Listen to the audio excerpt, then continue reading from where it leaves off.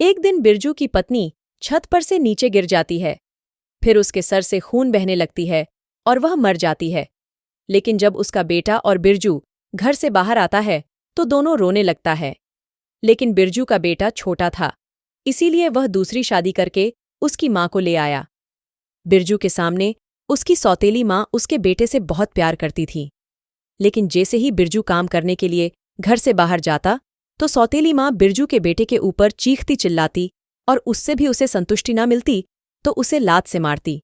लेकिन एक दिन जब बिरजू काम करके वापस घर आया तो उसका बेटा दौड़कर पिताजी के पास जाता है और सौतेली माँ के बारे में सारी बात बता देता है। तभी उसकी सौतेली माँ बिरजू के पास जाती है और बोलती है कि ये झूठ बोल रहा है, भला मैं इसे क्यों मारूंगी। बिरजू अपनी पत्नी की बातों को विश्वास करके बेटे की बातों को टाल देता है। लेकिन कुछ साल बाद उसी औरत को एक जोम्बी बच्चा पैदा होता है। बच्चे को कोई मार देगा, इस डर से उसकी माँ बच्चे को गड्ढे के पास लेकर जाती है और उसे गड्ढे में छिपा देती है।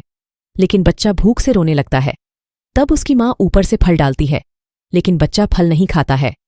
तब उसकी माँ बड़ी मछली डालती है। बच्चा उसे खाकर रोने लगता है।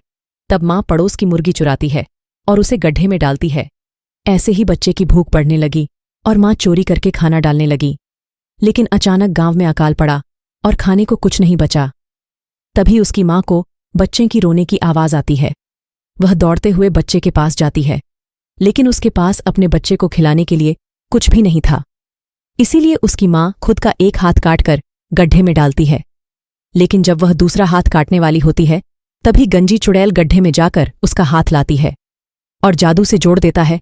फिर नीचे जाकर बच्चे को लाती है और उसे ठीक करके उसकी माँ को दे देती है।